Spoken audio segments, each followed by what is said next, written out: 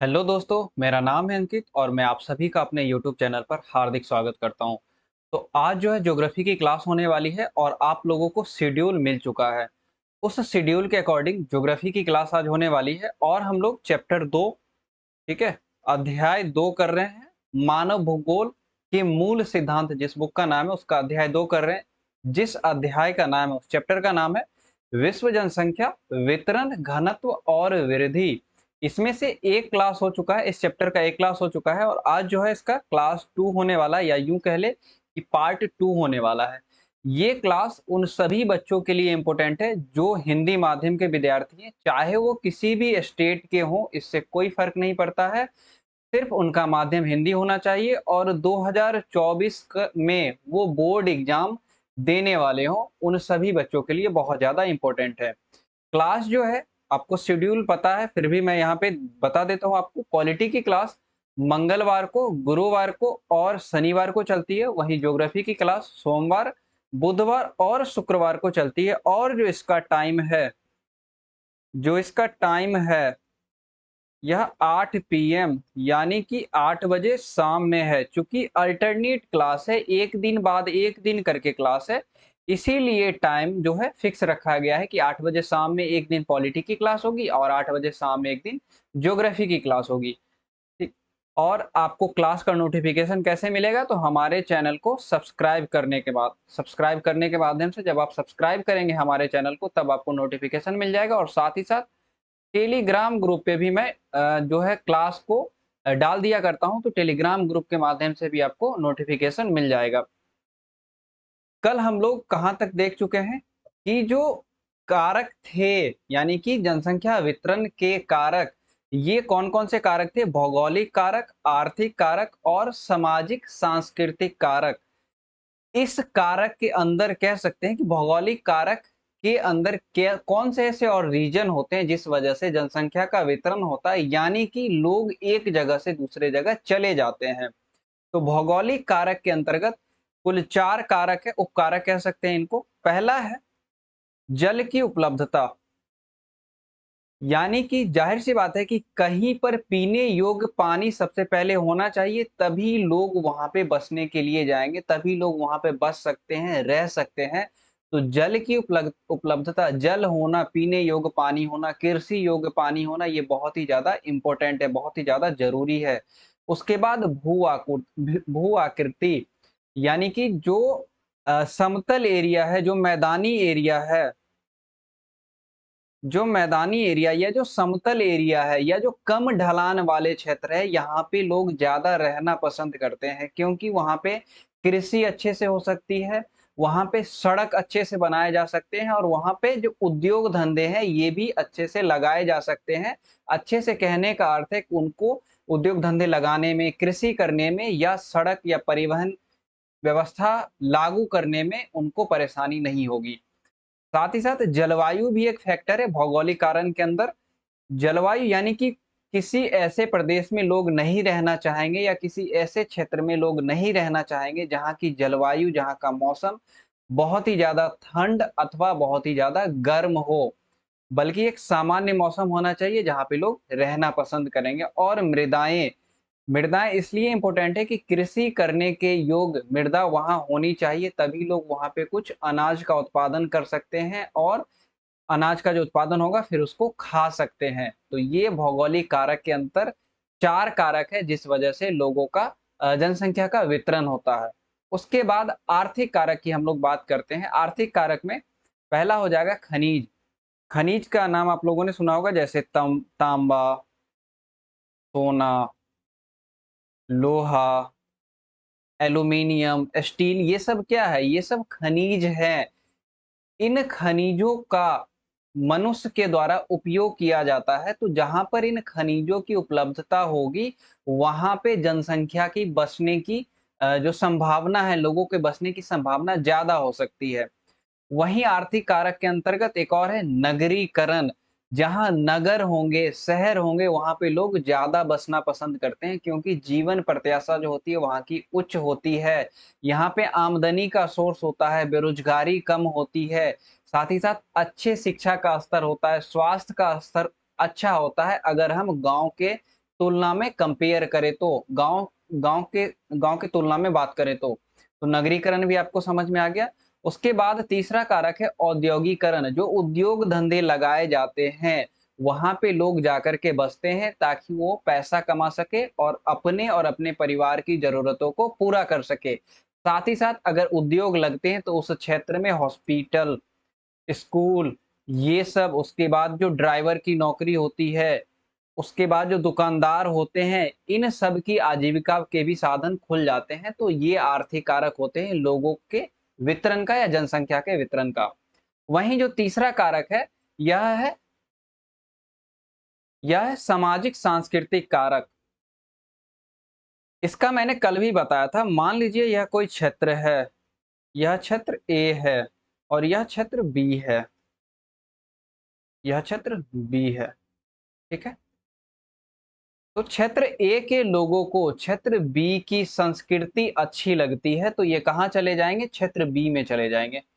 यह क्षेत्र बी में चले जाएंगे। वहीं क्षेत्र बी के लोगों को अगर क्षेत्र ए की संस्कृति अच्छी लगती है तो ये क्षेत्र ए चले जाएंगे या जगह ए चले जाएंगे या उस प्रदेश में चले जाएंगे। इसके अलावा सरकार भी प्रोत्साहित करती है कि लोगों को अगर कहीं पे सघन जनसंख्या हो जाती है, बहुत ज़्यादा लोग रहते हैं, तो उनको विरल जनसंख्या में, जहाँ लोगों की संख्या कम है, वहाँ पे भेजने के लिए या वहाँ पे जाने के लिए प्रोत्साहित करती है ताकि वहाँ पे जो प्रकृति पर बोझ पड़ रहा है या कुछ कम हो सके। और सामाजिक सांस्कृतिक रीजन भी मैंने आपको बता दिया।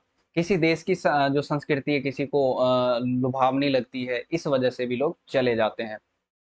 तो ये कुल 3 रीजन थे जनसंख्या वितरण के। अब हम लोग जनसंख्या वृद्धि के बारे में बात करेंगे कि जनसंख्या वृद्धि यह क्या होती है। मान लीजिए कोई एक क्षेत्र है, थोड़ा सा एग्जाम्पल के माध्यम से ये सेशन में समझाने वाला हूं आपको। क्षेत्र एक्स है, इस क्षेत्र में ये कोई प्रॉपर क्षेत्र हो गया, यह एक निश्चित क्षेत्र हो गया। इस क्षेत्र में निश्चित समय में निश्चित समय में 1 साल, 2 साल, 3 साल, एग्जाम्पल दे दे, 1 वर्ष, 2 वर्ष या 3 वर्ष, कुछ भी कह लें, उस या 4 वर्ष, 5 वर्ष, 6 वर्ष, जो भी आप कह सकते हैं, किसी निश्चित समय में जो जनसंख्या में वृद्धि होती है उसी को जनसंख्या वृद्धि कहा जाता है। जो जनसंख्या में परिवर्तन होता है, आपकी जो जनसंख्या में परिवर्तन होता है उसी को जनसंख्या वृद्धि कहा जाता है। और ये जनसंख्या परिवर्तन जो है ऋणात्मक भी हो सकता है, धनात्मक भी हो सकता है। यानी कि अगर हम समझने की कोशिश करें जनसंख्या परिवर्तन ऋणात्मक या धनात्मक कैसे होगा, तो यहाँ पे मैं बात करूं जनसंख्या परिवर्तन की। जनसंख्या परिवर्तन,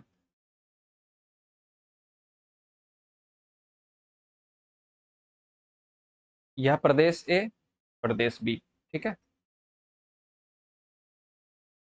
प्रदेश ए, प्रदेश बी। तो मान लीजिए जनसंख्या का जो वितरण होगा एक निश्चित क्षेत्र में एक निश्चित समय में, इसी को जनसंख्या वृद्धि कहा जाएगा। यह ऋणात्मक और धनात्मक दोनों हो सकती है। मान लीजिए यहाँ पर 10,000 लोग रह रहे हैं, ठीक है, 10,000 लोग रह रहे हैं और इनमें से कुछ लोग, मान लीजिए 500 लोग जो है यह कहाँ चले गए? क्षेत्र बी में चले गए। तो क्षेत्र प्रदेश ए में क्या हुआ? जनसंख्या में ऋणात्मक वृद्धि हुई। यहाँ पे जनसंख्या में ऋणात्मक यानी कि निगेटिव ग्रोथ, ऋणात्मक वृद्धि हुई। वहीं ये 500 लोग जो है क्षेत्र बी में आ गए, तो यहाँ पे क्या हो गया? जनसंख्या में धनात्मक वृद्धि होती है। यहाँ जनसंख्या में धनात्मक वृद्धि होती है। तो जनसंख्या में ऋणात्मक वृद्धि और जनसंख्या में धनात्मक वृद्धि आपको समझ में आ गया। जनसंख्या में हमेशा धनात्मक वृद्धि नहीं हो सकती, इसके पीछे भी बहुत सारे रीजन है। काम करने के लिए लोग दूसरे जगह जा सकते हैं। मान लीजिए 500 लोग प्रदेश बी में गए काम करने के लिए, प्रदेश बी में इलाज करवाने के लिए गए, प्रदेश बी में पढ़ने के लिए गए, रोजगार के लिए गए थे या घूमने गए थे। तो घूमने भी गए तो कहीं न कहीं घूमना इसमें जनरली नहीं लिया जाएगा। तो कुछ इस सेंस में चले गए, जिस वजह से क्या हुआ, जनसंख्या में निगेटिव वृद्धि हो गई प्रदेश ए में, और यहाँ पे पॉजिटिव यानी कि धनात्मक वृद्धि हुई। तो आपको समझ में आ गया होगा। उसके बाद हम बात करते हैं जनसंख्या परिवर्तन के जो घटक हैं, वो कौन-कौन से, या जो कारक है, किस कारण से जनसंख्या परिवर्तन होता है, इसके बारे में हम बात करेंगे। पहला रीजन जो है जन्म दर या प्रजननता, यानी कि जिसको बर्थ रेट या फर्टिलिटी बोलते हैं। क्या बोलते हैं इंग्लिश में इसको? बर्थ रेट या फर्टिलिटी। मृत्यु दर, डेथ रेट। प्रवास, माइग्रेशन। प्रवास को माइग्रेशन कहा जाता है। तो कुल 3 ऐसे घटक है जिस वजह से जनसंख्या में परिवर्तन होता है। यह 3 घटक कौन-कौन से हैं? आइए इसके बारे में एक-एक करके बात करते हैं। जो 3 घटक है, पहला है जन्म दर या प्रजननता, जिसको हम लोग इंग्लिश में बर्थ रेट या फर्टिलिटी कहा जाता है। किसी निश्चित समय या किसी निश्चित समय और निश्चित स्थान में, ये जो समय है जनरली 1 वर्ष का होता है। जनरली 1 वर्ष का होता है और 1 वर्ष के आधार पे ही काउंट किया जाता है जनरल। तो किसी निश्चित समय में और निश्चित स्थान में प्रति 1000 स्त्रियों द्वारा जो भी बच्चों का जन्म दिया गया, प्रति 1000 स्त्रियों ने जितने बच्चों का जन्म दिया है, उन बच्चों में जो भी बच्चे जिंदा रह गए, जीवित बच गए, वही जन्म दर कहलाता है, और यह 1000 स्त्रियों पर ही निकाला जाता है। और बच्चे कौन से काउंट होंगे इसमें? जो जिंदा बच गए, जो जीवित बच गए वो। बार्कले महोदय ने कहा है इसी को कि जन्म दर किसी विशिष्ट वर्ष में पंजीकृत कुल जन्मों की, यानी कि जितने जन्म लिए उसमें से जितना पंजीकृत हुआ, जो बच्चे मर गए उनका पंजीकृत नहीं होगा, उनका रजिस्ट्रेशन नहीं होगा। तो पंजीकृत जो बच्चे हैं उनकी, और जो कुल जनसंख्या है उस क्षेत्र की, उस अनुपात को कहा जाता है, और उसको 1000 से गुना किया जाता है। क्यों? क्योंकि 1000 स्त्रियों के द्वारा जितने बच्चों को जन्म दिया जाता है और जो बच्चे जीवित बच जाते हैं, उसी के आधार पर कैलकुलेशन किया जाता है। अब हम समझते हैं एग्जाम्पल के माध्यम से। इसको अधोषित जन्म दर या क्रूड बर्थ रेट कहा जाता है। ये अधोषित या इंग्लिश में क्रूड जो है, इसका क्या अर्थ होता है? अधोषित का अर्थ होता है बहुत ही बेसिक, एकदम सामान्य, जिसमें संशोधन नहीं किया गया हो।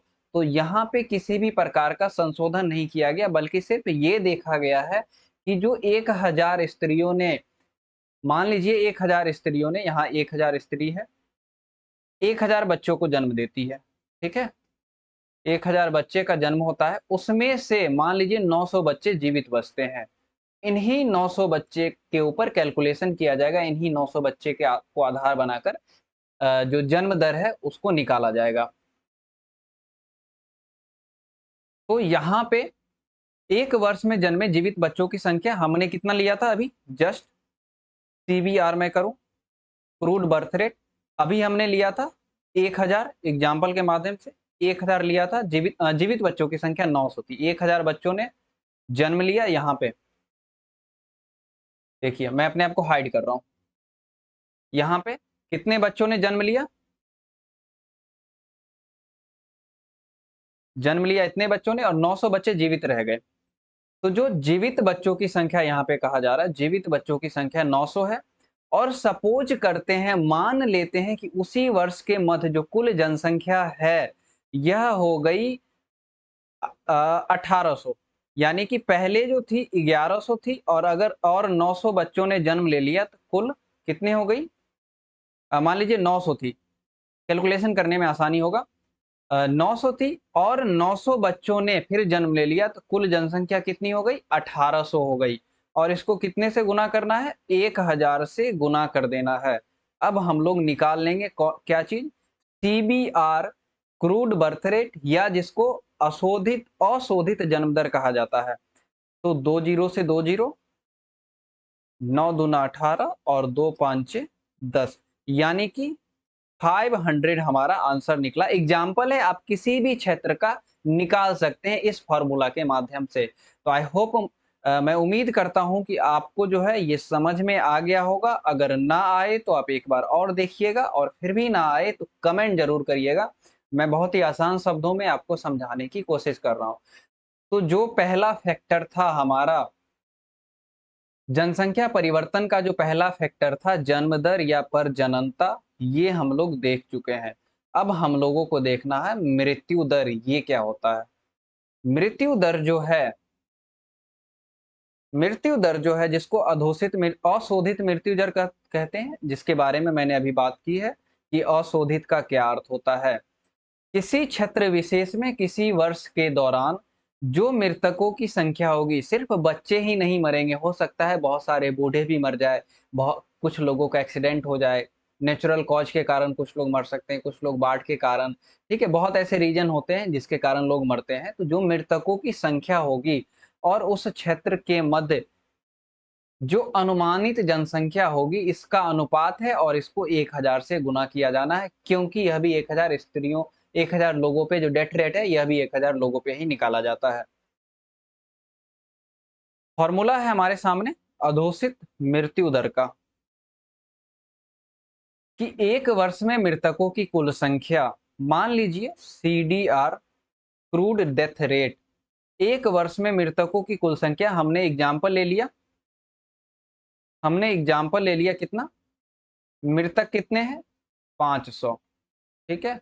और जो अनुमानित जनसंख्या है, मान लीजिए पहले जो थी अनुमानित जनसंख्या, ये कुल जनसंख्या 2000 थी, लेकिन जो लोग मरे हैं उनको तो घटाना पड़ेगा ना, अब हुआ 1500। तो हमारा जो हो जाएगा फॉर्मूला के अकॉर्डिंग 500, शायद नहीं दिख रहा होगा आपको, 500 डिवाइडेड बाय कितना बचा, अब अनुमानित जनसंख्या 1500 मल्टीप्लाई बाय 1000। तो 2 जीरो से 2 जीरो गया, 100 और 3 से 3 गया, ऑलमोस्ट 3.33 के 3.33 हो जाएगा। तो टोटल कितना हो गया, 300.99, ठीक है, 333.33 300.33 इसका जो है आंसर हो जाएगा। तो आई होप आपको समझ में आ गया होगा कि कैसे भी करके अगर आपको पूछा जाए, अगर आपके पास डेटा है तो आप निकाल सकते हैं। और यह एग्जाम्पल मैंने समझाने के लिए आपको लिया है, इससे ज्यादा कुछ नहीं। कैलकुलेशन आप खुद भी कर सकते हैं, बेसिक कैलकुलेशन है। अब हम लोग जो तीसरा फैक्टर था प्रवास, इस पे बात करते हैं कि प्रवास एक्चुअली में क्या है, क्या होता है, प्रवास क्या होता है। जो जन्म दर था और जो मृत्यु दर था, इसके अलावा भी एक रीजन है जिसकी वजह से जनसंख्या के आकार में परिवर्तन होता है, जनसंख्या घटता बढ़ता है। प्रवास का क्या अर्थ होता है कि लोग जो है एक जगह से दूसरे जगह जाते हैं, गमन करते हैं या प्रस्थान कर जाते हैं, चले जाते हैं, ठीक। यही जो गमन करना है, इसी को हम उद्गम स्थल और गंतव्य स्थल के द्वारा समझते हैं, गंतव्य स्थल के द्वारा समझते हैं हम लोग। उद्गम स्थल हुआ जहां से लोग चले जाते हैं, जहां से लोग चले जाते हैं, क्या हुआ, लोग यहां से चले गए। और गंतव्य स्थल हुआ जहां पे लोग बसते हैं, जहां पे लोग पहुंचते हैं, लोग पहुंच जाते हैं। जैसे हम लोग ट्रेन का सफर करते हैं, तो मान लीजिए पटना से आप दिल्ली जा रहे हैं, पटना से दिल्ली जा रहे हैं, तो पटना से जो आप दिल्ली जाइएगा तो उद्गम स्थल आपका हो जाएगा उस कंडीशन में पटना, और आपका जो गंतव्य स्थल हो जाएगा वह दिल्ली हो जाएगा। तो यह हम जनसंख्या के संदर्भ में समझते हैं कि उद्गम स्थल जहां से लोग चले गए और गंतव्य स्थल जहां पे लोग पहुंच गए। जहां से लोग चले गए तो यानी कि उन्होंने जगह को छोड़ दिया, जो जगह थी उसको उन्होंने छोड़ दिया। और जहां लोग पहुंचे वहां पे जनसंख्या में वृद्धि हो गई, यानी कि जगह छोड़ दिया, इसका मतलब जो जनसंख्या घटी, जनसंख्या कमी, और जहां लोग पहुंचे वहां जनसंख्या में वृद्धि हुई। यहाँ पे कमी हुई और यहाँ पे वृद्धि हुई, ठीक है। उसके बाद यहाँ पे निगेटिव वृद्धि हुई क्योंकि लोग यहाँ से चले गए, और फिर यहाँ पे क्या हो जाएगा, पॉजिटिव वृद्धि होगा, धनात्मक जो वृद्धि होगा, क्योंकि यहाँ पे लोग चले आए हैं। तो आई होप आपको समझ में आ गया होगा कि गमन करना या प्रस्थान करना किस दोनों संदर्भ में हम लोग समझ चुके हैं कि उद्गम स्थल और गंतव्य स्थल के संदर्भ में। उसके बाद हम लोग बात करते हैं जो प्रवास होता है, इसके प्रकार क्या कौन-कौन से हैं? प्रवास के कौन-कौन से प्रकार हैं? प्रवास के 2 प्रकार होते हैं। प्रवास के 2 प्रकार हैं। पहला प्रकार है आप्रवास, यानी कि इंग्लिश में इसको इमिग्रेशन आईएम वाला इमिग्रेशन कहते हैं और दूसरा है उत्प्रवास, इसको ईएम वाला इमिग्रेशन कहते हैं। आई का मतलब आप ध्यान रखिएगा, इनकमिंग या ऐसे कह सकते हैं इन आना, ठीक है? और ई का मतलब रखिएगा एग्जिट, चले जाना। यानी कि अगर किसी जगह से लोग मान लीजिए ये प्रदेश ए है, फिर से समझिए, एग्जाम्पल के माध्यम से समझिए, अच्छे से समझ में आएगा। प्रदेश ए और यह है प्रदेश बी। तो प्रदेश ए से लोग चले गए प्रदेश बी, ठीक है? इसी में दोनों समझ लीजिए, प्रदेश ए से लोग चले गए प्रदेश बी। तो प्रदेश ए से जो लोग गए, तो प्रदेश ए से जो लोग गए इसको कहेंगे हम इमिग्रेशन, वहां से चले गए। और प्रदेश बी जो लोग पहुंचे उनको बोलेंगे इमिग्रेशन, यानी कि वहां वो पहुंच चुके हैं। जहां पहुंचे हैं वो इन हो गए, यानी कि पहुंचे वहां पे इन हो गए, और जहां से चले गए वहां पे वो एग्जिट हो गए, बाहर हो गए। तो आई होप आपको समझ में आ गया होगा कि एक स्थान से दूसरे स्थान पे चले गए, जो दूसरे जगह चले गए उनको कहेंगे इमिग्रेशन, और जो पहले जगह पे वापस आ गए उनको कहेंगे आई वाला इमिग्रेशन, यानी कि उत्प्रवास। जो दूसरे जगह चले गए उनको कहेंगे उत्प्रवास, और जो एग्जिट हो गए यानी कि दूसरे जगह चले गए उत्प्रवास, और जो पहले जगह से गए उनको बोलेंगे थोड़ा-सा फंबल हो गया, मैं थोड़ा-सा करेक्ट करता हूँ। जो प्रदेश ए से बी चले गए, एग्जिट हो गए, उनको बोलेंगे उत्प्रवास, इमिग्रेशन। और प्रदेश बी में लोग पहुँच रहे हैं, इसलिए इसको इमिग्रेशन, आप्रवास कहा जाएगा। फिर से देखिएगा, समझ में आ जाएगा, थोड़ा-सा हौच-पौच हो गया था यहाँ पे, बट अब मैं क्लियर कर चुका हूँ। उसके बाद हम लोग देखते हैं जो प्रवास होते हैं, लोग क्यों जाते हैं एक जगह से दूसरे जगह? इसके पीछे भी वजहें होती है। इसके पीछे 2 कारण है, 2 कारक है। पहले कारण है अपकर्ष कारक, और दूसरा कारक है प्रतिकर्ष कारक। अपकर्ष कारक होता है जिसकी वजह से लोग वैसे कारक जिसकी वजह से लोग जिसकी वजह से लोग दूसरे जगह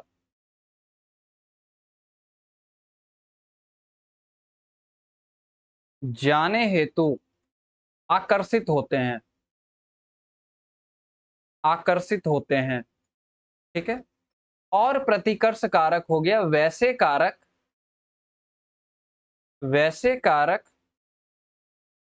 जिसकी वजह से, शायद नहीं दिख रहा होगा आपको, जिसकी वजह से लोग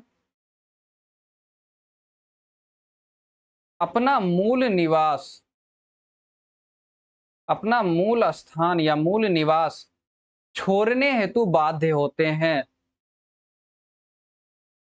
छोड़ने हेतु बाध्य होते हैं। तो प्रतिकर्ष हो गया, तो लोगों ने अपना जो मूल निवास या मूल स्थान था इसको छोड़ दिया, मूल स्थान को छोड़ दिया। और जो अपकर्ष कारक है, इसके इसमें क्या होता है कि लोग किसी स्थान पर बसने के लिए आकर्षित होते हैं, और इसके भी रीजन है, स्थान छोड़ने का भी रीजन है, स्थान पे बसने का भी, आकर्षित होने का भी रीजन है। अब इसके बारे में बात करते हैं, उदाहरण से समझते हैं कि क्यों लोग छोड़ देते हैं बाध्य होकर के, और क्यों लोग आकर्षित होकर के बसने के लिए चले आते हैं। तो यहाँ पे प्रतिकर्ष कारक तथा जो अपकर्ष कारक है, इसके कुछ उदाहरण है। क्यों लोग जो हैं आकर्षित होकर के कहीं पर बसने के लिए चले जाते हैं। अपकर्ष का अर्थ में ध्यान रखिएगा, अ से अपकर्ष, अ से आकर्षित, अ से आकर्षित, ठीक है? और प्रतिकर्ष का अर्थ हो गया बाध्य होकर के दूसरे जगह चले गए। तो अपकर्ष कारक में हो जाएगा, अपकर्ष कारक में हो जाएगा, तो क्यों आकर्षित होकर के चले जाते हैं? काम की बेहतर तलाश में या काम के जो बेहतर अवसर मिलते हैं, जैसे नगर, महानगर, दिल्ली, मुंबई, कोलकाता, बेंगलुरु, इस सब जगह जाते हैं लोग काम की बेहतर तलाश में। वहाँ रहन-सहन की अच्छी दशाएँ होती है, जो जीवन लाइफ स्टाइल है ये बहुत अच्छा है, एक सभ्य तरीके से लोग रहते हैं। वहाँ पे शांति होती है और अस्थायित्व होता है, बहुत ज़्यादा शोर-शराबा नहीं होता। अ, ठीक, उसके बाद जीवन व संपत्ति की सुरक्षा होती है वहाँ पे। जो सोशल सिक्योरिटी एक तरह से कह सकते हैं, ये मिलती है वहाँ पे, सामाजिक सुरक्षा मिलती है और जो वहाँ की जलवायु होती है, यह अनुकूल होती है, जिस वजह से लोग कहीं पर जाने के लिए आकर्षित हो जाते हैं। वहीं कहीं पर लोग जाने के लिए बाध्य क्यों होते हैं? इसलिए बाध्य होते हैं कि जहाँ वो रह रहे हैं, वहाँ पे रहन-सहन की निम्न दशाएँ हैं। झोपड़ी में लोग रह रहे हैं, टेंट पंडाल लगा कर रह रहे हैं। इसलिए और उसके बाद राजनीतिक उपद्रव उस एरिया में, उस जगह पे ज़्यादा होता है। बार-बार राजनीतिक घटनाएँ होती हैं, मॉब लिंचिंग की घटनाएँ हो गई। अ 2 पार्टियों के बीच में, 2 समुदायों के बीच में तनाव हो गया, तो ये घटनाएँ हो गई। उसके बाद जलवायु प्रतिकूल है। किसी व्यक्ति को किसी जगह की जलवायु सूट नहीं करती है, इस वजह से भी लोग जाते हैं। प्राकृतिक विपदाएँ, बाढ़ आ गया, बहुत ज़्यादा बारिश हो गई, बादल फट गए, ओलावृष्टि पड़ने लग गए। उसके बाद कह सकते हैं कि जो विस्फोट हो जाता है, माफ़ कीजिएगा, ज्वालामुखी विस्फोट हो जाता है। उसके बाद भूकंप आ जाते हैं, इस सब वजह से भी लोग चले जाते हैं। उसके बाद महामारी, जैसे कोरोना का नाम आपने सुना होगा, इस वजह से भी लोग जाते हैं। महामारी में क्या हुआ था कि बहुत सारे बिहार और उत्तर प्रदेश के मज़दूर भारत के अलग-अलग शहरों से पैदल ही प्रस्थान कर गए थे। ये क्या था? बाध्य होकर के वहाँ से किए थे। और सामाजिक आर्थिक पिछड़ापन, सामाजिक आर्थिक पिछड़ापन भी एक रीज़न होता है जिस वजह से लोग किसी जगह को छोड़ने के लिए बाध्य होते हैं। तो आई होप आपको यहाँ तक समझ में आ गया होगा। अगर ना समझ में आए तो एक बार आप वीडियो को दोबारा देखिएगा। फिर भी ना समझ में आए तो कमेंट ज़रूर कीजिएगा कि सर समझ में नहीं आया। आज क्लास थोड़ी लंबी है, लेकिन मुझे उम्मीद है कि क्लास थोड़ी-सी इंटरेस्टिंग मैंने बनाने की कोशिश की है। एग्ज़ाम्पल के माध्यम से मैंने समझाने की कोशिश की है। उम्मीद करता हूँ आप सभी को अच्छा लगा होगा। सेशन यहीं तक आज रहने देते हैं।